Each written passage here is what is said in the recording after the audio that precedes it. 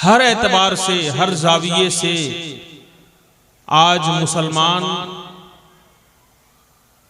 जिल्लत की तरफ बढ़ता चला जा रहा है। हम मुसलमान हैं, मगर कैसे मुसलमान हैं? मुसलमान के घर में पैदा हो गए, मुसलमानी हमारी हो गई और गोश्त भी खाते हैं, इसलिए मुसलमान हैं। इसके अलावा इल्ला माशा अल्लाह कुछ लोगों में अभी भी इस्लाम की चमक बाकी है, इस्लाम की ताजगी बाकी है। अल्लाह ताला उन्हें सदा खुश रखे, आबाद रखे।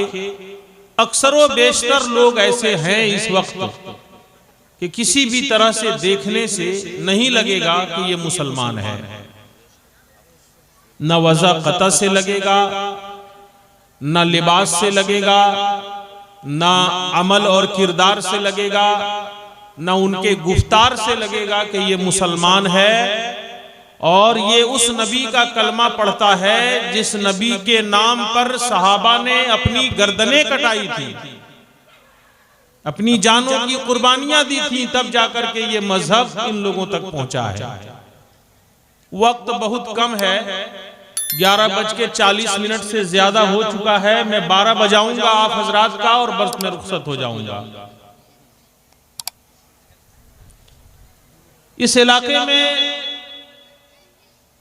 जो पूरा इलाका हमारा है, आजकल शादियों में बड़े ज़ौक़ व शौक के साथ डीजे का एहतमाम हो रहा है और इतना एहतमाम हो रहा है कि काजी रहे न रहे कोई मतलब नहीं, डीजे जरूर रहे।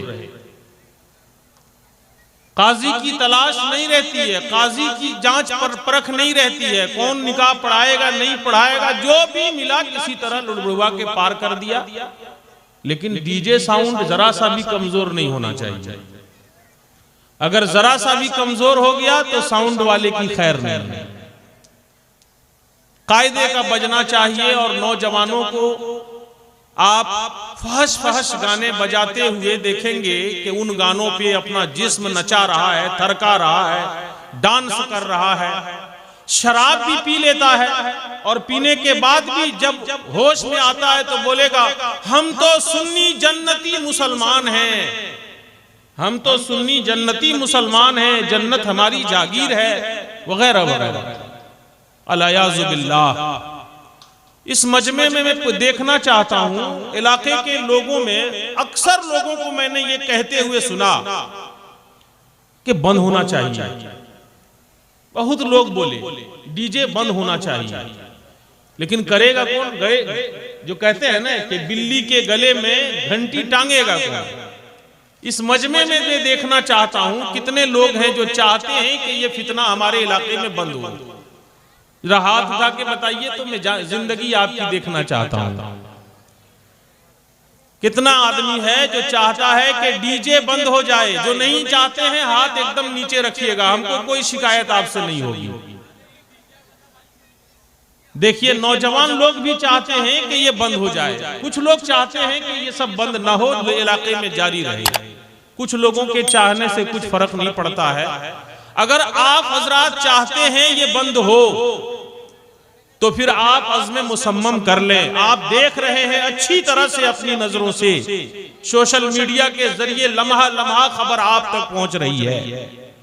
खास तौर से इस वक्त हिंदुस्तान भर में मुसलमानों को मिटाने के लिए, मुसलमानों की तारीखी और मुक़द्दस मकामात को मिटाने के लिए दुश्मनाने इस्लाम ने कितनी साजिशें रच रखी हैं, कितने हरबे इस्तेमाल करना शुरू कर दिए हैं, मगर मुसलमान मस्त मगन है, किसी चीज की परवाह नहीं है, डीजे के पीछे भाग रहा है, डांस कर रहा है और जिंदगी को बेराह रवी में लगा के गुजार रहा है।